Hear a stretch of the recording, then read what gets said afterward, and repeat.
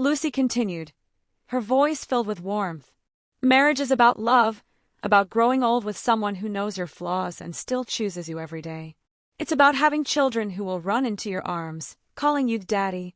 A home filled with laughter, warmth, and love. Joshua remained silent. Lucy sighed. You think you're free, but loneliness is a cage, Joshua. And one day, when you're older and everything fades, you'll realize that success means nothing if you have no one to share it with. Mr. Joshua walked into his grand mansion, his shoes clicking softly against the polished floor. His dog, Bruno, a large golden retriever, ran up to him, wagging its tail excitedly. Joshua knelt, rubbing Bruno's head. At least you're always happy to see me, he murmured with a smile. At 47, Joshua had everything. Money, cars, businesses, and a house that could fit 100 people. But he lived alone, except for his staff and Bruno. His parents often told him he needed a wife, but he didn't see the need. His business kept him busy, and Bruno kept him company. That Saturday morning, the sun was bright, and the sky was clear. Joshua sat in his backyard, sipping his coffee when his phone rang. It was his mother. Joshua, we're coming over, she said. Okay, Mum, he replied, a little surprised.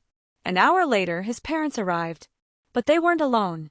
A young woman stood beside them. A beautiful lady with a curvy figure, long black hair and deep brown eyes. She wore a yellow gown that flowed around her like sunshine. Joshua's heart sank. He knew why they had come. Son, meet Lucy, his father said proudly. She's a wonderful lady. Hello, Mr. Joshua, Lucy said softly, her voice sweet. Joshua forced a smile. Nice to meet you. Throughout the day, Lucy acted like she belonged there. She laughed at his father's jokes, helped his mother set the table, and even tried to play with Bruno. But Joshua remained distant. That evening after dinner, his parents sat him down in the living room. Joshua, my son, his father began, you have everything except a wife. We've waited for you to bring one home, but you haven't. So we brought Lucy. His mother added, we want grandchildren. Marry her, my son. Joshua sighed, walked to the window, and stared at the city lights. The silence stretched. Joshua, what is your answer? His father pressed. Joshua turned. Dad, Mum, I appreciate your concern, but I'm not ready for marriage. I'm sorry. Lucy's eyes filled with tears. She grabbed his hand. Am I not beautiful enough? Don't I fit in? Joshua looked into her teary eyes and sighed. You are beautiful, Lucy. But I'm sorry. Lucy burst into tears, and his parents exchanged worried looks. They had never seen him so firm before. That night, Joshua couldn't sleep. He lay in bed, staring at the ceiling, wondering if he had made the right decision. Something inside him told him that his life was about to change forever. The next morning, Joshua woke up early as usual. He got dressed in a crisp navy blue suit, grabbed his car keys, and headed out to work. His company, a thriving real estate firm, was his pride and joy. He spent most of his days in meetings, signing deals, and inspecting properties. He told himself he was too busy to think about marriage. At the office, his assistant, David, walked in with a tablet. Sir, we have a meeting with the investors at noon, and later, there's a site inspection at the new estate project. Good. Let's make sure everything is on track, Joshua said, rubbing his temples. He loved the thrill of business. It kept his mind sharp and his heart focused. Days passed, then weeks. Joshua maintained his usual routine. He worked hard, spent his evenings playing with Bruno, and enjoyed his solitude. His parents stopped bringing up the marriage topic, but he could feel their silent disapproval whenever he visited them. One evening, while driving home, Joshua stopped at a traffic light. He glanced at the sidewalk and saw a couple holding hands, laughing. The woman leaned on the man's shoulder, and he whispered something in her ear, making her giggle. Joshua looked away, gripping the steering wheel. When he got home, Bruno greeted him with excitement, but for the first time, the house felt empty. He shook off the feeling and turned on the TV. The next morning, as he stepped out of the house, he saw Lucy standing by the gate. She looked different. Her eyes held a quiet sadness, but she was still as beautiful as ever. Lucy, he said, surprised. What are you doing here? I just wanted to see you, she said softly. Can we talk? Joshua hesitated, then nodded. "Come in." As they walked inside, he felt something strange in his chest, an unfamiliar mix of curiosity and unease. Something about Lucy's presence made him feel like his carefully built world was about to shift. Lucy sat on the plush white couch in Joshua's living room, her hands clasped together on her lap. She looked around the space, modern, elegant, and filled with expensive art pieces, but there was something missing. It felt cold. Joshua sat across from her, his face unreadable. "So what do you want to talk about?" he asked. Lucy took a deep breath. "Joshua, I know you don't want to hear this, but I need to say it. Marriage is not a burden. It's not something you run away from." Joshua sighed, leaning back in his chair. "Lucy, I've heard this speech before. My parents already." "I'm not your parents," she interrupted gently. "I just want you to listen." He crossed his arms but didn't stop her. Lucy continued, her voice calm but firm. "Look at your life, Joshua. You have everything. A successful business, wealth, power, but when you come home, what do you have? Who do you share your joy with? Who do you talk to when things go wrong?" Joshua glanced at Bruno, his dog, lying by his feet. "I'm fine, Lucy. I don't need anyone." Lucy shook her head. "That's what you tell yourself. But deep down, I know you feel the emptiness." She leaned forward. "Marriage is not just about giving your parents grandchildren. It's about companionship. Imagine coming home after a long day and finding someone waiting for you. Someone who truly understands you, who shares your dreams and struggles. Someone to hold you when you're tired. Someone to pray for you when things get tough." Joshua rubbed his forehead, looking away. Lucy continued, her voice filled with warmth. "Marriage is about love, about growing old with someone who knows your flaws and still chooses you every day. It's about having children who will run into your arms, calling you daddy. A home filled with laughter, warmth, and love." Joshua remained silent. Lucy sighed. "You think you're free, but loneliness is a cage, Joshua. And one day, when you're older and everything fades, you'll realize that success means nothing if you have no one to share it with." Her words hung in the air like a heavy cloud. Joshua stared at her, his heart pounding. No one had ever spoken to him like this before. No one had ever made him feel uncertain. "Think about it, Joshua," Lucy said softly as she stood up. "Before it's too late." She walked to the door, leaving Joshua sitting there, lost in thought, as a strange emptiness started creeping into his chest. That night, Joshua lay on his king-size bed, staring at the ceiling. Lucy's words echoed in his mind. "You think you're free, but loneliness is a cage, Joshua." He turned to his side, trying to shake off the strange feeling creeping into his heart.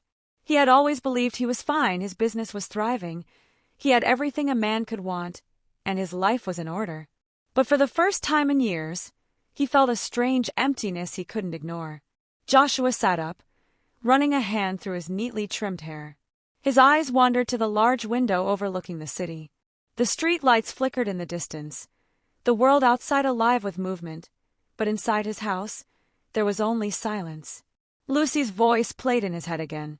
"Imagine coming home after a long day and finding someone waiting for you, someone who truly understands you." He exhaled sharply and stood up, walking to the window. His reflection stared back at him. A handsome, successful man. But was success all there was? His phone buzzed. A message from one of his business partners about a new deal. He picked up the phone, about to reply, but then stopped. For years, business had been his entire world. He had built an empire, gained respect, and secured his future. But now, as he stood in his quiet home, the thought of growing old alone unsettled him.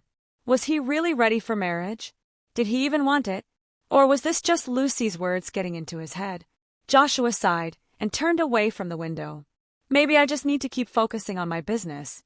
Marriage is not for everyone." But as he climbed back into bed, he couldn't ignore the strange emptiness in his chest. And for the first time in his life, Joshua wasn't sure if he was truly happy. 2 days to his birthday, Joshua sat in his office, scrolling through his calendar. February 14th, Valentine's Day. It was also his birthday. A slow sigh escaped his lips.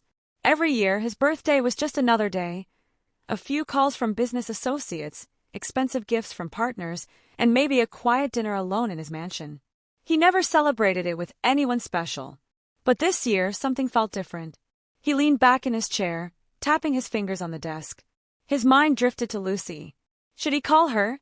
Maybe she could join him for dinner. No. He shook his head.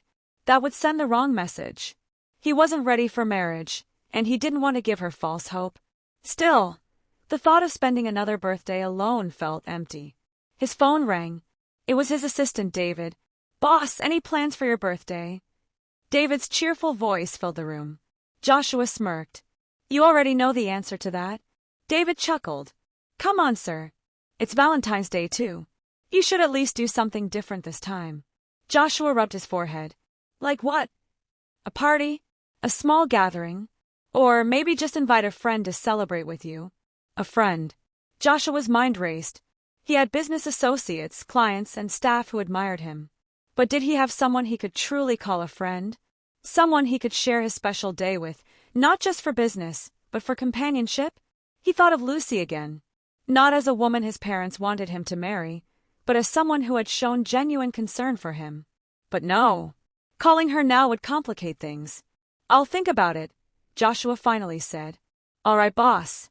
Just don't spend the day alone like always." As the call ended, Joshua sighed. For the first time, he wasn't just thinking about his birthday. He was thinking about what it meant to have someone to share it with. The music was low, the lights warm, and the scent of fine wine filled the grand living room. Joshua sat in his large leather chair, nodding occasionally as his friends laughed and clinked glasses in celebration.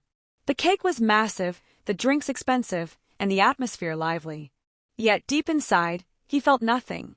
David, his assistant, had done well to organize the small gathering, inviting a few close business associates and acquaintances.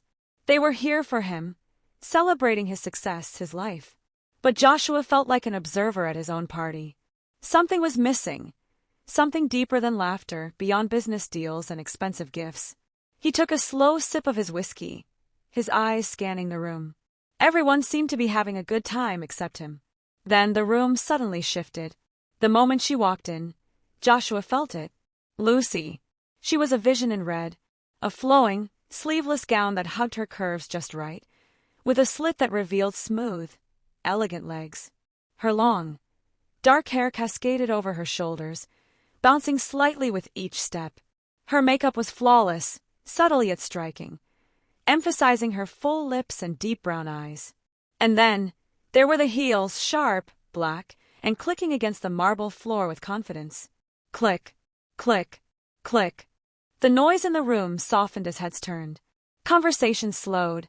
Even the music seemed to quiet down. Joshua froze, his glass halfway to his lips.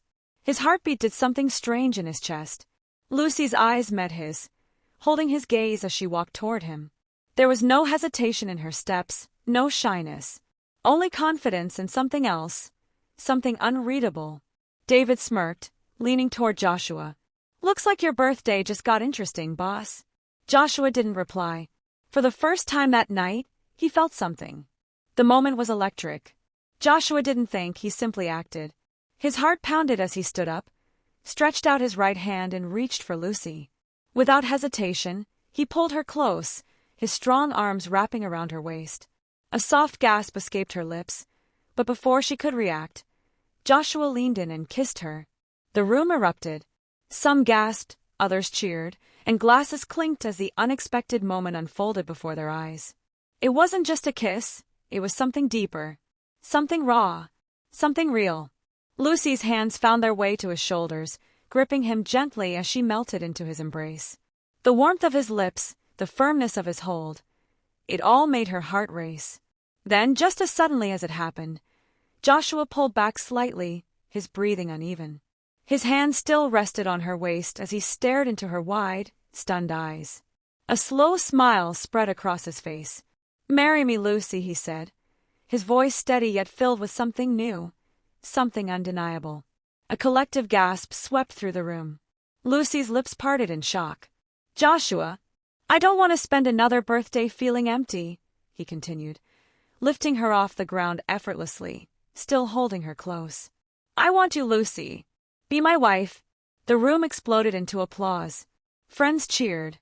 Glasses were raised, and excitement filled the air. Tears welled in Lucy's eyes as she gazed at him, overwhelmed by the sudden turn of events. And then, as the applause grew louder, she whispered the one word that changed everything. Yes! The wedding day was nothing short of magical.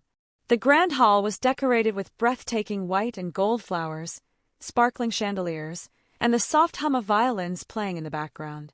Every corner of the venue radiated elegance and love.